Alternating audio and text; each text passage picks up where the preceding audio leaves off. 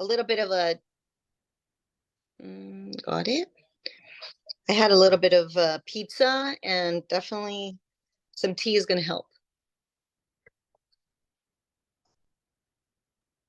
Okay, awesome. You got your tea? I got my tea. Awesome. Well, are you ready? We're live already, so people are watching us. Yeah. Hello. It's all Hey, good. everyone. Thank you so much for joining us today. My name is Kamilah Bywaters. I'm running for the Board of School Trustees for District E. That area is Summerlin, Summer Spring Valley, and the Blue Diamond area. And today we're going to have a wonderful conversation around, well, not too wonderful because there's a lot of tragic events that we know that are happening not only across the country, but locally in our state. And I was so fortunate enough to have two friends who popped in today who are going to help with our conversation. I think their experiences and who they are, they bring a lot to this conversation. So I'm interested to hear how our conversation flows today. I will let them introduce themselves. We have Shaquilla here, and then Amelia will introduce themselves as we move forward. All right. Good My name evening, is. everybody. Whoops. Hi. Thank you for Over. having me. Um, my name is Shaquilla Eilets. I've been living in Las Vegas since 2017 and also been working for the Clark County School District since 2017. Perfect. Well, my name is Emilia Marquez, and I'm a casino worker, but I've been here since 2001. So my children have coursed, all the different levels of education in public schools, mostly in the magnet system. Definitely always um, been very self-conscious about the violence that they have been exposed to, and continue to be. Only last in the past 2 weeks my daughter was on campus when the shooter was there. I was very fortunate that she was on the other side and actually had a heads up from somebody from that was in the building, and she was able to skateboard away.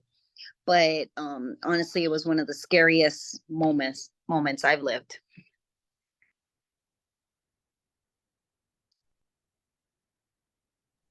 Yeah, thank you for sharing. I definitely could imagine.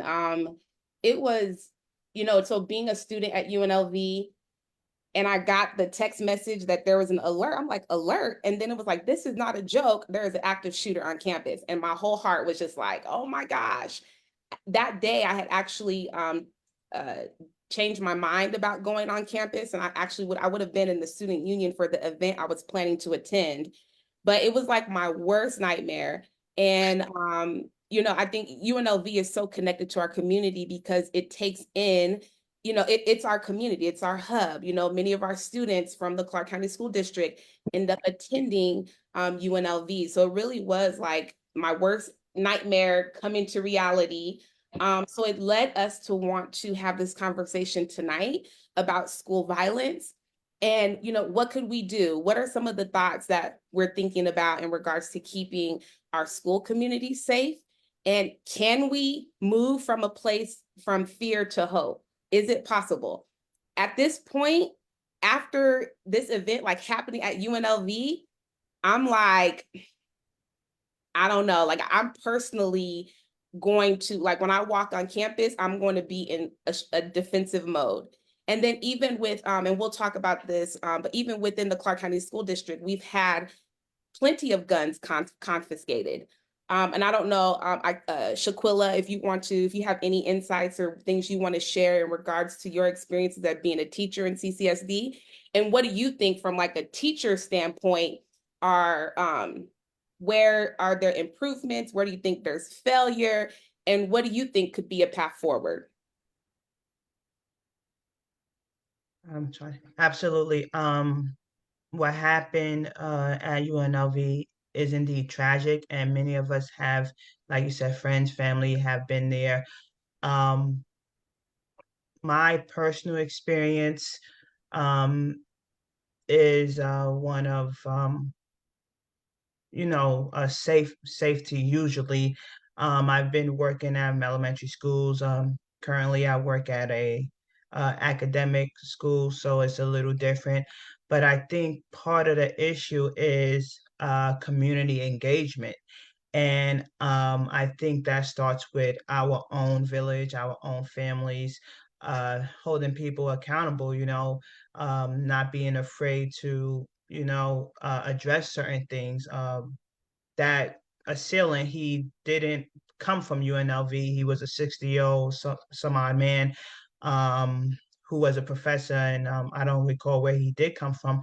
But it just goes to show when we are engaging with the school community, whether it's K to 12 or a university, we need to be able to know who the people are. We need to be able to have conversations. We need to not be afraid to know about them, not to get too personal, but we are going to school with these people. We are going to the grocery store with these people. We are going to the post office with these people. So we're in constant contact with people who might be violent.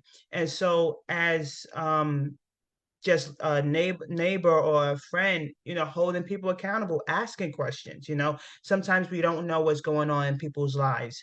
Sometimes we might feel afraid to ask, but at the end of the day, you never know when it could be one of us in that situation. And so just asking questions, having conversations, don't be afraid to say something.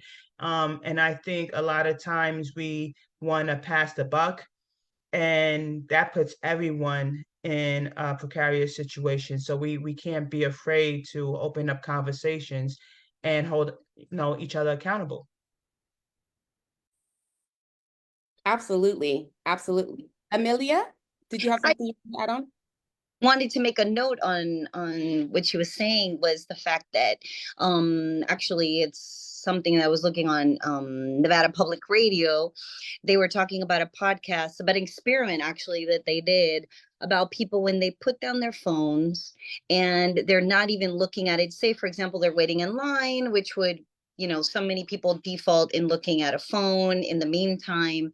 And this whole experiment of not pulling out your phone, even in a moment where you're by yourself, say you're in a restaurant or a coffee shop, and just still be engaged in a conversation, or even looking at a stranger in line. Sometimes it could be a moment where you're having this, just an exchange, a smile, or maybe something funny is occurring, this complicit, just being able to link up with the stranger actually elevated the happiness, even though it was somebody that they would maybe never see again, but just an exchange of a glance, or just a smile, or a hello, or opening of a door, just being aware if somebody drops something would just immediately elevate that happiness. And I feel like right now we do have this epidemic of loneliness that definitely doesn't help people. So many people are out there with tremendous mental health issues that, sadly it sort of boils up into a point,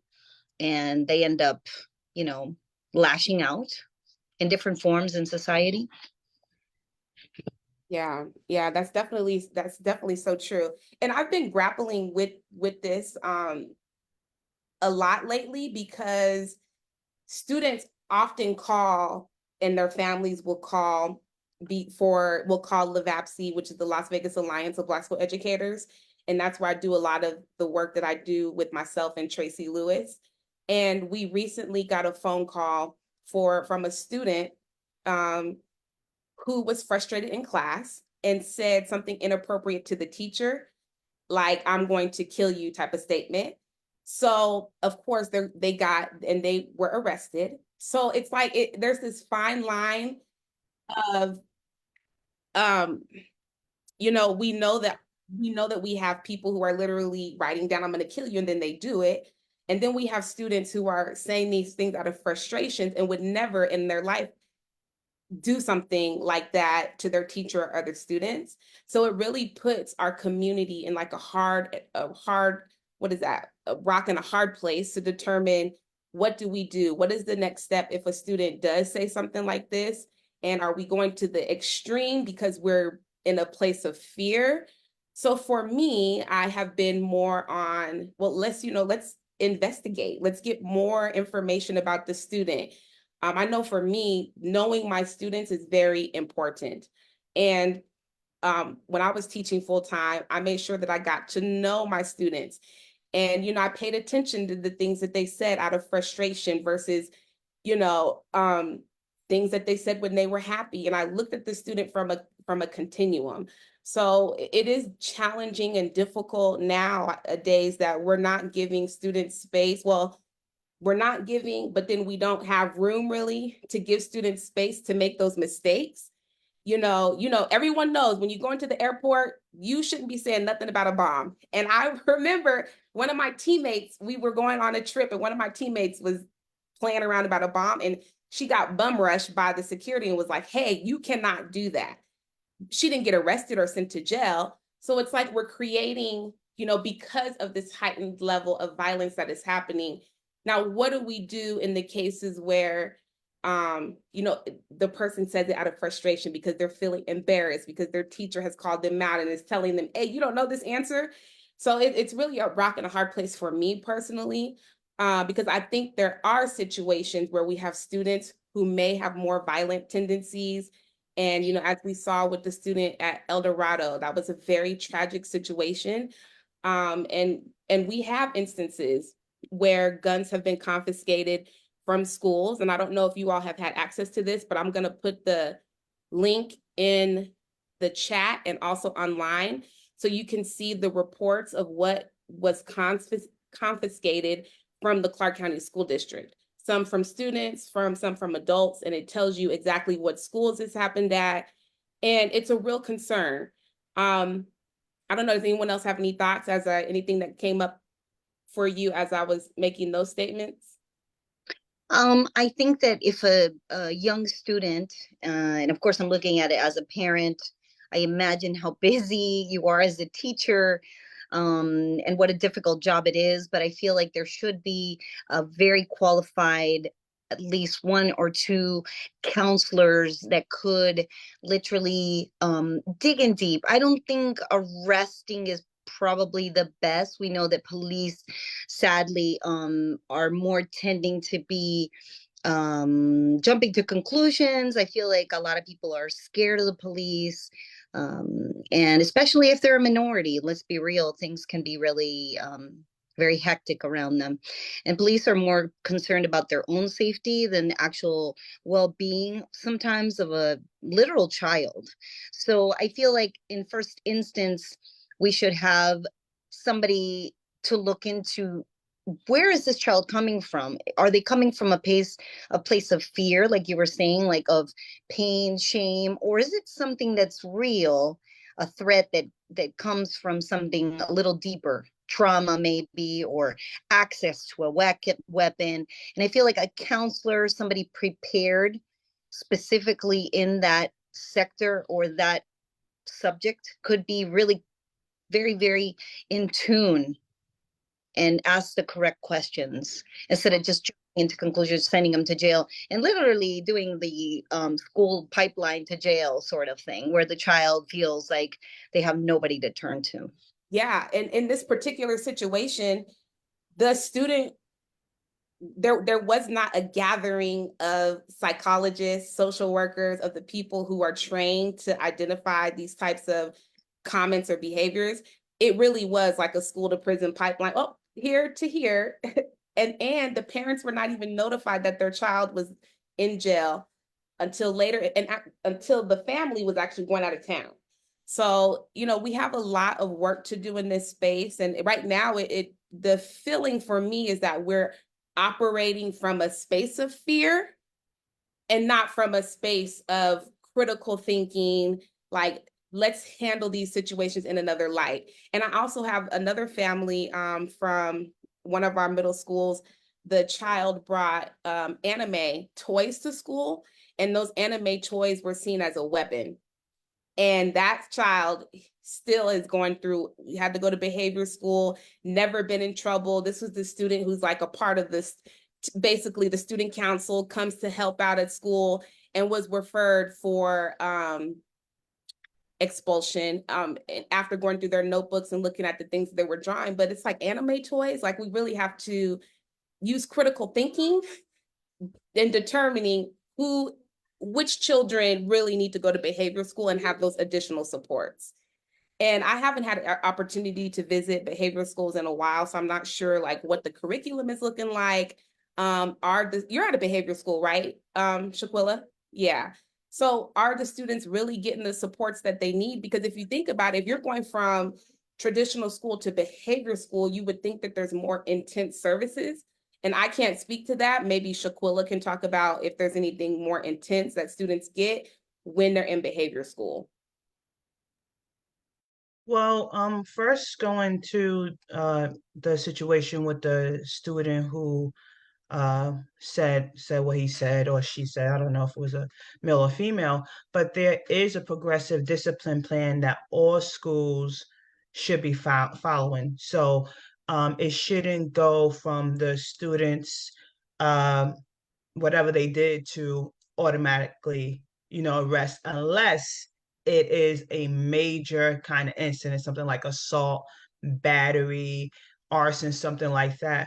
But in the case of saying something to a teacher or a classmate that may have been inappropriate, I would think that the teacher or the adult would have developed a relationship with them, right? So instead of calling the authorities or whatever, pull that student to the side, ask them a question, if you're really concerned, because then that perpetuates the trauma that students are already experiencing within the classrooms. And then with law enforcement, we know especially our Black and brown students in our community do not have a great relationship with law enforcement. We have law enforcement in the school who have been inappropriate as far as assaulting students, staff.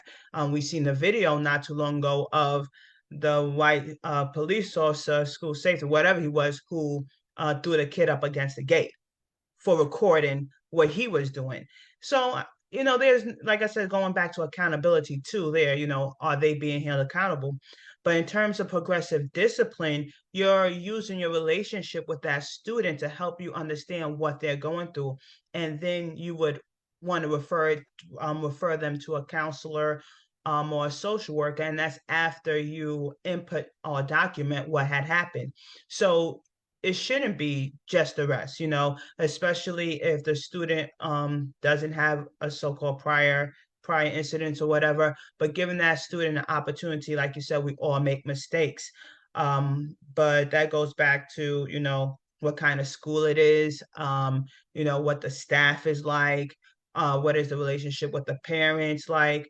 I know for my personal campus, we have progressive discipline, which is part of the policy in CCSD, right?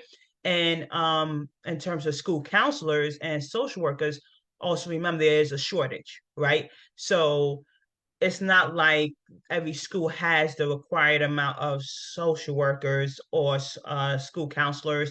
Some schools don't even have nurses, full time. So, and this is going back to, a little bit above my pay grade in terms of the board of trustees and who's being hired and why we are not having quality staff at schools that need it the most, because there's little incentive or there's other issues that employees have to deal with. I Yes. I Go know ahead, that Emilia. there is an issue with funding. That is something that's very, very clear. um there is something that's been overlooked. I mean, we live in a city that makes money like never before. I work in casino industry, and it is, to me, honestly, just immoral to see the amount of money that we generate on the strip, and everything just like tapers off, goes straight to Wall Street. Now there is, and this is something, since you're running for district, you said District 4? District E. District E, I'm so sorry. So this is something that maybe you could look into. Whereas a while back, a few years ago, there was established that, for example, all tickets left on machines, monies that were left behind, just monies that were the customers disregard. It could be 10 cents, it could be $500. Sometimes it's more than that. Just people just walk away. They're drunk or whatever, they don't care. The thing is, monthly, that's millions of dollars. And I'm talking from one side of the strip all the way to the end. Really? And do Eh, they report is there a report of this? Okay, so there was event like probably like 2018, 2019. There was and I don't know exactly if it was probably a ruling, a law. I don't know. It's something that we should dig into and find out.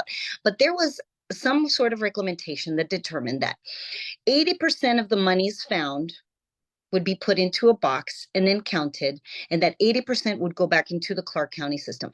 20% would go back into the casino coffers. Now, all of that was being sort of respected and accounted for until 2020. And after 2020, it's like, businesses really, they got a huge benefit from being lax on rules and regulations, workers' rights, everything kind of slid down into a Netherland. So it's something that should be looked into. There's millions of dollars every single month that go down the drain back into the casinos funds. Those millions of dollars that guests left behind are not casino money. They don't belong to them. That is money that belonged to guests and should be used to protect our children. And I know firsthand, for example, that there's schools right next to the strip, the same area code, that are literally with children that have, first of all, too many children per teacher, that literally depend on, I'd say, almost like charity instead of depending on the system of, a more fair system, that they would get the supplies needed. The children that need the most support, they don't have it. And to me, that is immoral, what is going on right now. And I know that 100%. Amelia, I've never heard that. That was really good insight. And I see you, the general. After I make this statement, I'll make sure you say what you want to say. But that's actually very good insight. Because I know that I've seen money kind of just be left in the casino. So that is actually something that I would definitely have a conversation about with legislatures to see, like, where does this money go? What was the plan before, and track it. That's really good information, and that money can be utilized in beneficial ways for our state, for sure. The general, your hand is up. Yes, good evening, everyone. Um, I have a comment. This is actually from a young adult who still knows some teens. And one of the comments he made regarding, particularly the comment, the young man made a comment, I want to shoot you or kill you or whatever it may have been. His opinion is possibly teachers could use a little bit more training in how to discuss these things with the children or handle situations such as that. The child doesn't have a gun, he's simply frustrated and just blurts something like that out. How do they communicate? Do they simply panic, the teacher, or can they discuss it with the child? Where are you? What's going on? So that's his opinion. This young adult, maybe some additional training with the teachers. Another opinion that's actually on Facebook is oftentimes the teachers know their students. And I think it goes back with what Chupula was saying. You know your students overall. So if you're dealing with this young child on a day-to-day basis, you know this child is just frustrated and just blurted this out. So rather than contact the police, see if you can work with that child, maybe get them out of the school for the day so they can rest themselves, their mind, because you know your child. Obviously, this doesn't always work, but that is another avenue, something else, as opposed to just arresting the child because he's frustrated. So those are two things that came up from two listeners. Awesome. Thank you so much, the general, for following that. Did I share the Facebook did I share the live to your page?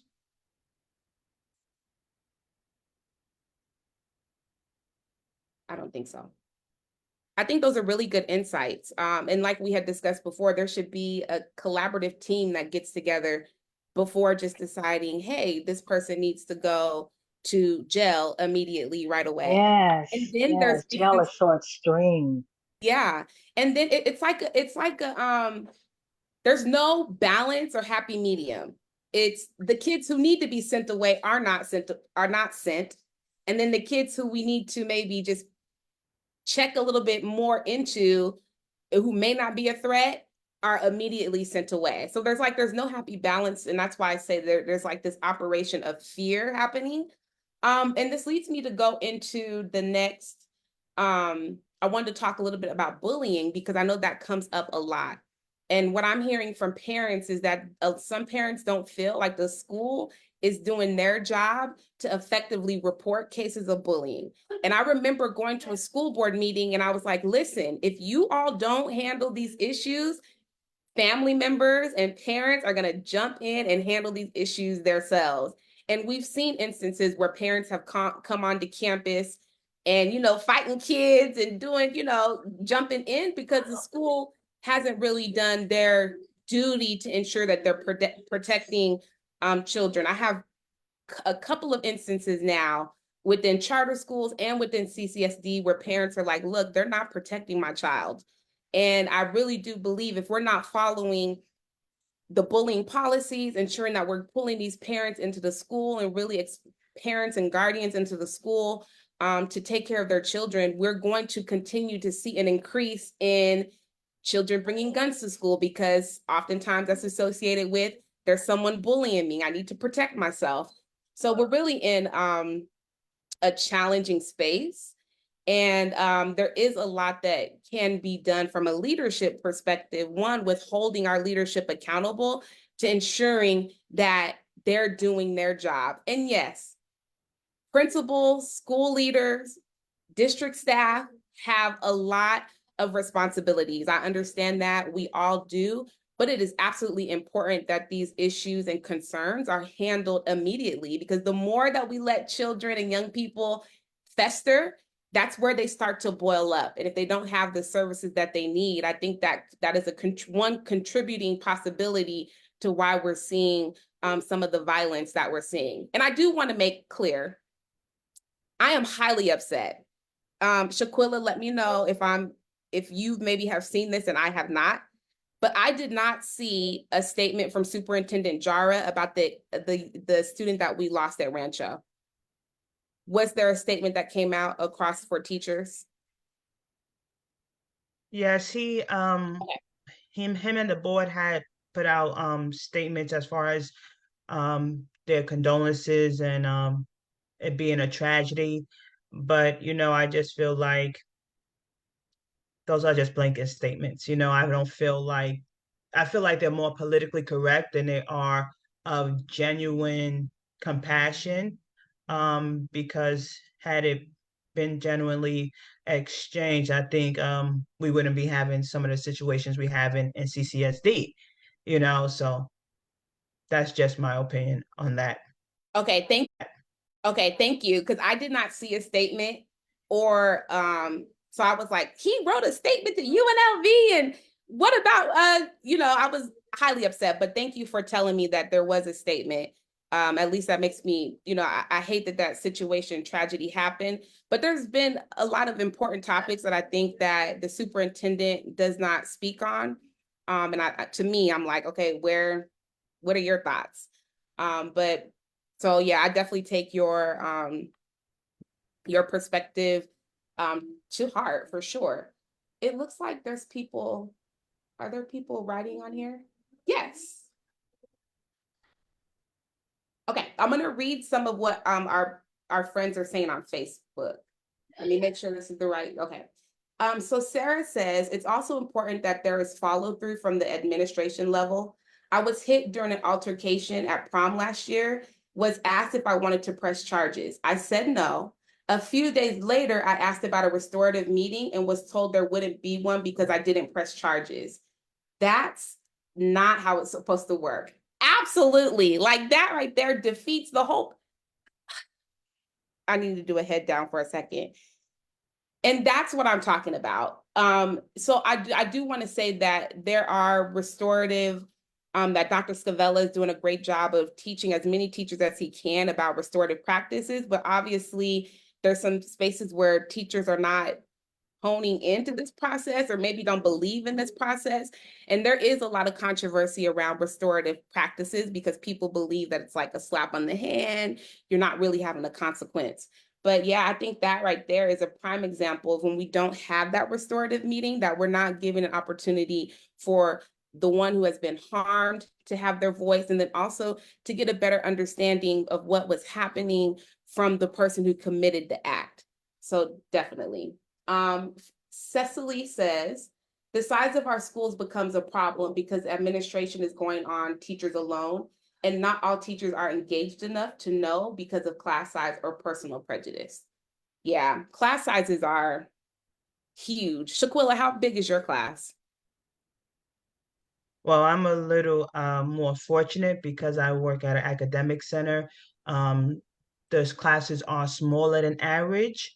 But I do want to address the statement that the young lady made as far as, you know, them not following through. That happens, and not all teachers are trained in restorative practices. Some of this training is optional, and then administrators have discretion on how they institute these practices. And we also have to have buy-in. Our students' voices are not being heard a lot of times in many instances, or sometimes they may speak up for themselves, but there might be consequences. We know as humans there are biases, right? Sometimes we work on addressing those within ourselves, and some staff just don't care, and they're not being held accountable. So, to be real about it, everybody is not going to be held accountable unless it starts at the top, and then going down to the administration, and then going down to everybody else who works in the building, and then it becomes all on the teacher. How do they help the student out, right? Because as educator in classroom, you have but so much authority, right? You have someone to answer to. You have someone, in the building that you have to answer to. Then you have, the HR you have to answer to or whatnot. And then you also have to answer to your students, right? Because you are in service to your students. And then how do you console a student who has been wrong and then there's no follow-up? So it's not just one cog in the machine, right? It's multiple, and it's us working together to address these issues so that our students do feel safe, they do feel heard, and understand that the restorative practices is not meant to be like vengeance, right? It's not meant to be, okay, you was wrong, now we're going to wrong this other person back. No, it's not about that. It's about hearing both sides, people being able to address what happened, and then there being a agreement that we can move forward. Because if we're ruminating and doing the same things over, angry, upset, want to get back, we're never going to move forward as a society or as a community. So we also need to understand what the purpose of the restorative justice practices are, and how to make sure all teachers or staff, whomever, are following that. Right. And I just wanted to clarify that for Sarah's case, she was the teacher asking the administrator for support, and the administrator didn't offer that support. And this is why I think it's very important that so my PhD work is in teacher identity, and I think it is so important that we know who our leaders are, and that we're selecting individuals who have a well-rounded, holistic view of education, because there will be challenging times. You will have to, where children are coming to school to learn. They do not know everything. They're going to be socially inappropriate, whatever we think is appropriate in society. They're going to make mistakes. They're going to say things that we shouldn't say. And I think it's very important that the leader creates a culture and environment that understands that, and then does the work to kind of sift through that. Whether we like it or not, teachers, people in schools, we spend majority of our time with other people's children. And whether we like it or not, we become like a surrogate parent to people's children. And this is why I am very critical of teacher education programs, because I do believe that they should be doing teacher education programs should be sifting through a little bit more to determine if a person or individual has the skill set, not only the skill set, but the personality, the values to be in classrooms with students from all walks of life. And that means all behavioral walks of life, you know, and right now we don't have that type of system across the board that is a little bit more selective with who can be teachers. Amelia? First of all, I want to thank you for allowing this platform, because I am an avid voter and I'm always looking over, but sometimes you can't really find information of the people that you're voting for. So this is really, really important. I feel like also there's a lot of disenfranchisement of people. They just don't believe that their vote matters anymore. It just gets lost into like a lose or a fail. A triumph or a loss, and they're not looking at all these other positions that truly matter in society, and who you pick as, somebody that's going to be in the district like you are interested in, and really digging in deep into the education system and getting all that information out there. It's something that I admire. Thank you very much. Oh, thank you so much, Amelia. And you said something that's actually very, very powerful. And I think it's very important for listeners and voters to know. And I understand why some voters have lost hope and they choose not to vote. But school board races are at the bottom of the ballot. So by the time everyone goes through, they're just like tired, right? But stay focused, because the people that we have put in place right now, not all of them, some of them, are not holding one accountable, our superintendent. The people who are on the school board make a lot of important decisions, one being, who is the superintendent going to be? And that is a person who we need to not only have the skill set, but also have the compassion to build an effective operation that works for all students. That is why it is so important that we vote. Right now, the current school board that we have is a 4-3 split, and it's 4 towards the superintendent and all the madness that is going on with the superintendent. So we have not been able to see a lot of effective change, although I'm sure some of their team members are watching this Facebook Live and they're going to have conversations to refute what I'm saying. We're unhappy. Okay, we have the legislature, some of our legislative officials calling for for our superintendent to resign. So it is absolutely important that we get in there and that we vote, and that we get people who have critical thinking, have the skill set, but then also recognizing what's important to me is it's important to know what the community thinks around these issues, because our educational stakeholders, our teachers, our students also have a voice, especially because we're talking about public education, which is funded by our tax dollars. It is important that we all have a voice and that we're supporting and doing the best we can for our teachers and our students and our families. Right now, we have been doing a piss poor job in the Clark County School District. And my take is this: the leaders in the Clark County School District, and I'm not talking about Trustee Guzman, I'm not talking about Trustee Cavazos or Trustee Zamora. Those 3 trustees are adamant about supporting their community and listening to their constituents. Now, those other 4, they're on their own agenda, not thinking about what the community is. They could care less what the community thinks. It's like their little school system that they're running. And it is absolutely important that we have leaders who are willing to listen to our teachers, ensure that they have the best contract for all the work that they're doing, and not upholding this magnificent work that our teachers do. And I think the statement that you brought up it would definitely keep me on a tangent. but our school system and our court system are so important. And the individuals that we elect in those spaces have immediate impact on our students and the people that go through the court system. I'm definitely going to invite some of my friends on who are also running for office and some other individuals who we can talk to as well. So you can get to hear from them and hear from their, hear some of their objectives. But so we have about 6 more minutes left. Is there anything that anyone wanted to say? Are there any announcements that you may have before we log off? If you haven't had a chance, go ahead.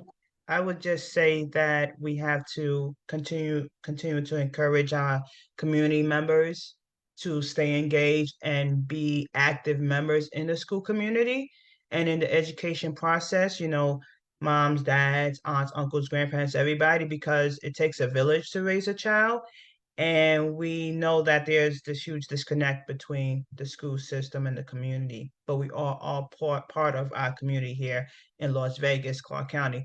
So, you know, talk to the teachers, talk to the administrators, talk to your neighbors.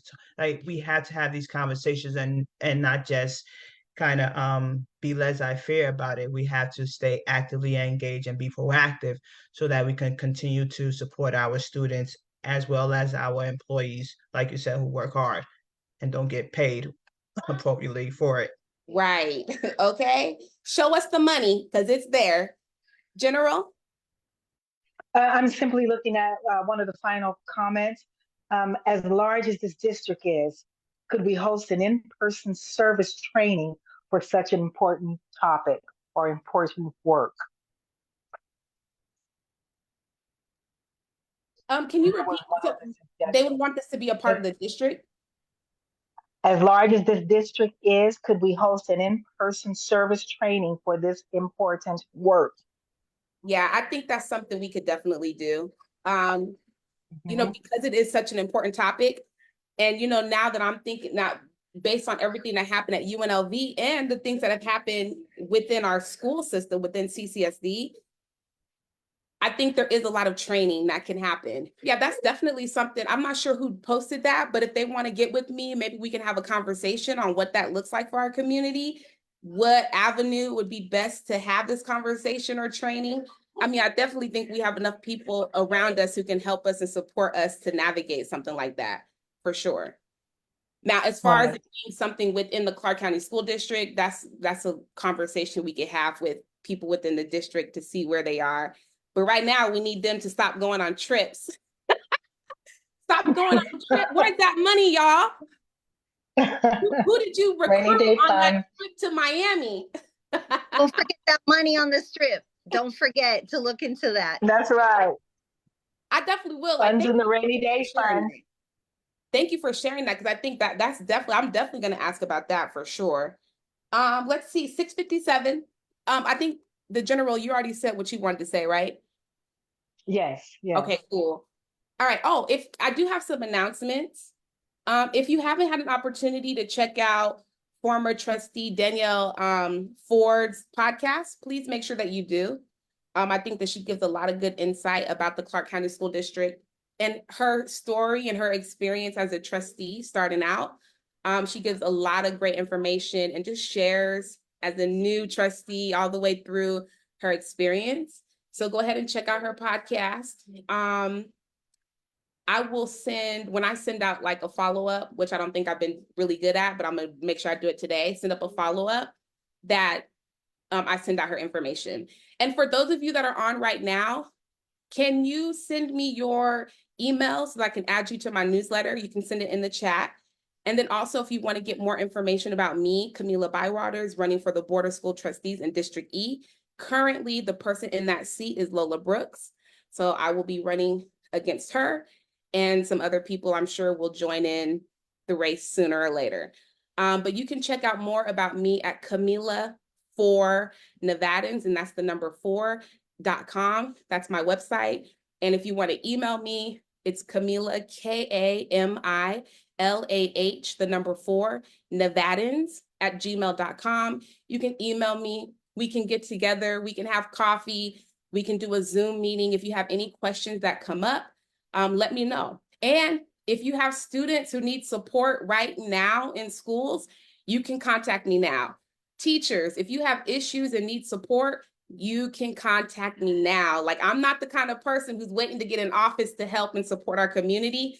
I'm doing that now, along with Tracy Lewis. I have like a list of people that we're still working to help and support. We have your back. So know that you are never alone out here. There's a lot of challenges happening, but know that you're never alone. If you need support, you can definitely contact us and we will support you the best that we can. This topic on school violence it really is a deep dive. I feel like every week we have a topic that is so robust and there's so much that you can talk about. We didn't get to hit all the topics, but I truly am thankful for Shaquilla and Amelia for coming on today and sharing their insight. You really warmed my soul today when I saw you log in. I was like, yeah, I have people to talk to and have a discussion with. So I thank you. Thank you to the general for checking our chat and making sure that our people who are on the Facebook Live have opportunity to get their voice heard as well. Any last thoughts before we leave? All right. Thank you, everyone, for joining us tonight. My name is Kamilah Bywaters. I'm running for the Board of School Trustees in District E. You will see me out in the community. I need volunteers to start knocking on some of these doors. And I'm going to tell you, grassroots knocking on doors can win elections. So I will be looking for your support. If you have a conversation or a topic that you would like us to discuss on Facebook Live, you can let me know. You can hit me up on Facebook or you can hit me up at my email. Thank you so much, everyone, for joining us tonight. And we will be on next week after Christmas. So we'll see you then. Have a wonderful evening.